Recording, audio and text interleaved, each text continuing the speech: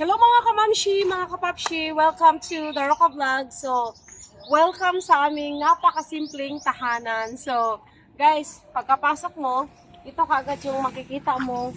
Tsaka, meron kaming flag na Philippine flag at tsaka USA flag. So, ayan, kasi gustong-gusto ng darling ko na meron kaming flag sa bahay. Tsaka kung makikita nyo, come in. Come into buying side. Tsaka mayroon pa dito, oh. Kasi nagtitinda kami ng yellow, bigas, butane. So, nagtitinda kami. So, pasok tayo. Pagkapasok mo dito sa aming pamamahay, ito kaagad yung makikita nyo. Ang aking talong na meron ng mga bunga. So, ayan, oh. Ang aking talong na meron ng mga bunga. So, dati marami akong talong dati. Kaso yung iba, nangamatay na ba? Marami din akong kamatis dyan dati. Ngayon, yan na lang yung mga natitira. So, ito, yung harapan, sobrang bakante pa talaga itong mga harapan kasi wala pa akong mga tanim. O, ayan, sobrang bakante pa. Wala pa mga tanim. So, pasok tayo dito. Pagpasok mo, ito na yung makikita mo. Meron kaming upuan dito. Saglit. So, dito sa labas namin, so ito lang muna yung makikita. Meron kaming bamboo house na pwede mong upuan. Gusto ni Apam to eh. Si Apam talaga ang may gusto nito kasi gusto niya yung gusto niya yung may bamboo house kami dito. Yung bamboo house. Bamboo house? Bamboo chair. So, meron kami bamboo chair. So, itong tubig, huwag niyo nang pansinin. So, ito, meron lang akong iilang mga halaman. Pukunti pa lang kasi nag-iipon pa lang ako ng mga halaman. So, dito din, meron ding upuan kapag gusto niyo magtambay dito. Sarap magtambay dito sa labas. So, ito nga pala, baka magtaka kayo kung ano to. So, since mahirap kasi yung tubig dito sa amin, sa isla, so para hindi kami mahirapan sa tubig, so nagpagawa kami nito. Ito, bali, istakan to ng tubig namin. Tapos, meron kaming pump. Tapos, meron kaming doon sa likod. Ano ba yan? Meron kaming tanky, water tank na binili para hindi kami mahirapan sa tubig. So, pasok na tayo dito sa loob. So, itong itong terrace namin, hindi pa talaga tapos. Pati itong mga labas, wala pa tong wala pa tong pintura. Ano pa lang to, skim coat pa lang. So, pasok tayo sa loob. So, pagpasok mo sa loob, ito kaagad yung makikita mo. Sobrang liit lang, maliit lang yung aming tahanan. So, pasok. So, pagkapasok mo, ito lang, merong maliit na sofa. Pasok ka dito, Inday. I-close natin yung door. So, ito, pagkapasok, ayan, so, meron kami ditong TV, ayan, na dito kami nanonood, nagtatambay kapag walang magawa sa buhay. Tapos si Afam, since nandito si Afam, hindi siya pwedeng walang aircon kaya pinalagyan niya talaga ng aircon ng sala kasi hindi siya makatiis. Ang aking mga anak na mga feeling genius, feeling matalino, so nagbabasa nito kasi feeling matalino sila.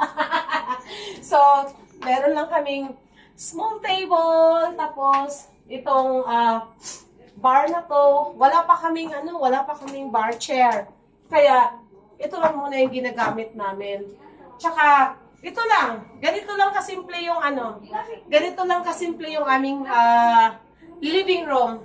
So, pag dyan ka sa kusina, so ito lang yung makikita mo, yung aming TV, ang maliit na sala, tapos dito, but, ang aming kusina, hindi pa tapos. Kasi tingnan nyo, wala pang mga hinarangan ko ng kortina kasi mainit. Wala pang mga cabinets kasi hindi pa nga kami tapos. So, wala pang mga cabinets, wala pang dito, wala pang kalan. Wala pang mga cabinet. So, ito, dapat, may ano din to dapat dito, may cabinet. So, wala pa. So, hindi pa tapos ang aming pamamahay. So, kahit yung mga ano namin, no, yung mga pintuan, wala pang wala pang mga pintura. So, meron lang kaming dalawang kwarto. So, ito guys. So, kahit yung kwarto namin, wala pang mga wala pang mga cabinet. So, yan, wala pang mga, dapat dito lalagay namin yung cabinet, but wala pa. So, as in totally, wala pa. Blanco pa. So, ito, puhon-puhon, maglalagay kami dito ng terrace. Maliit na terrace, but sa ngayon, wala pa. Hindi pa. So, meron kaming dito. Dito meron kaming bathroom dito. Ayan. So, ayan. Kahit yung namin, close natin. So, tingnan nyo guys, kahit yung bathroom namin, atras sa kunti. So, kahit yung namin, huwag naman sobrang layo. So, kahit yung bathroom namin, wala pang mga mirror, ayan.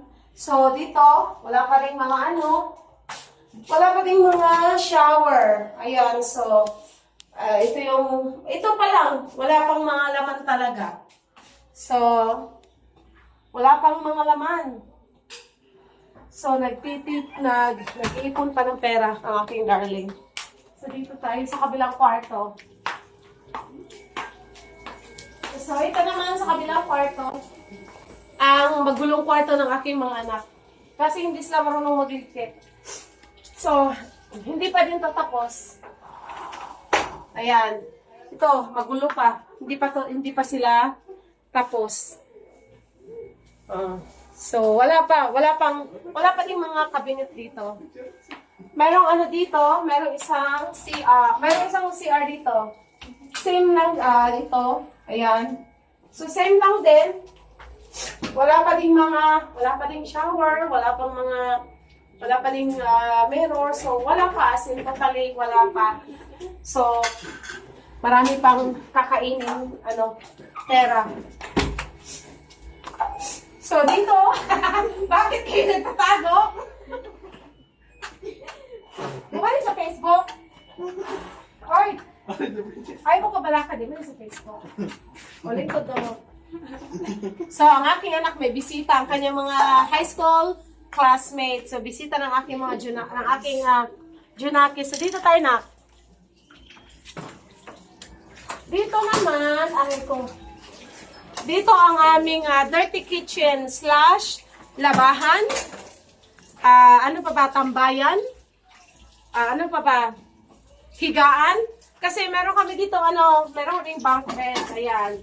Pero huwag niyo nang pansinin, maraming kalat, maraming mga labahan kasi naglalaba ako ng aming mga damit. Ayan. So, dito nagaganap ang lahat.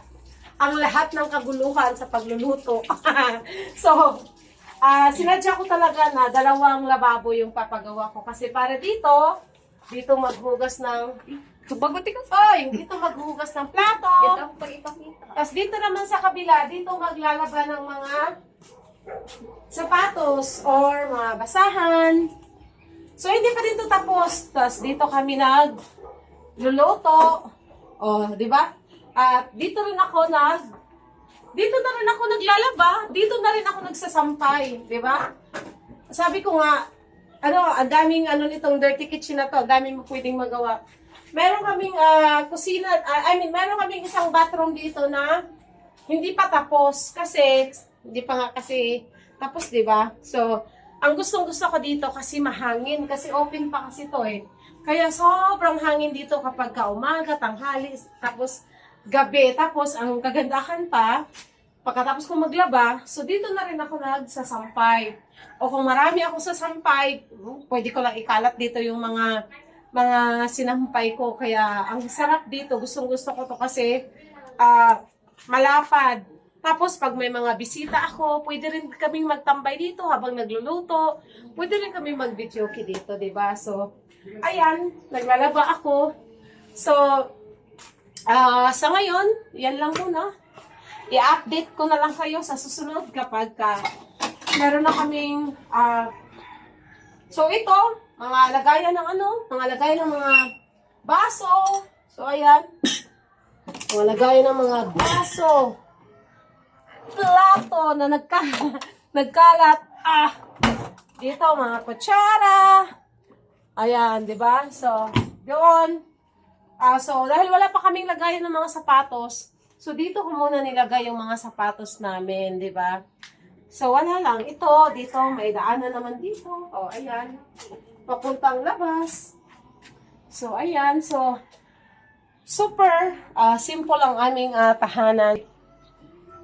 So, yun lang guys. Maraming salamat.